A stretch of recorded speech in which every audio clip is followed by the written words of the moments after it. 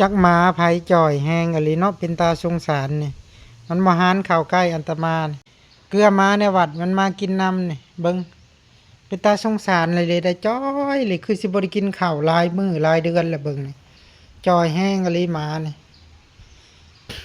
สงสารมันเนาะบ่ให้บ่ได้มันก็สิอยากคือเฮาอยากเลยแล้วหากินบ่ได้เนาะต้องเมตตาสัตว์โพดสัตว์เนาะนี่มันย่านแต่วิทย์น่ะบ่หันเข้ามากินนำบ่หันเข้ามานำกินหมานะต้องเฮ็ดคนละก้องผู้ให้หมาตัวเองกินอยู่พูนอยู่ไกลๆยันมันครบสงสารยันมันบ่ได้กินเป็นตาสงสารไอ้หลีจ้อยแหงเลยคือสิบ่ได้กินข้าวหลายเดือนแล้วผู้จนเส้นก็โตมันนี่จนเส้นนี่คนก็คือกันแล้วอยากข้าวจนเส้นนี่นึกบ่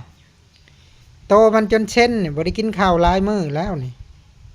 หิวแห้งอะไรนี่เล่มมาขักบ่ขักนี่เด้อจักมาป่วงมาแต่ทางใดเห็นแล้วก็สงสารแล้วก็เอาให้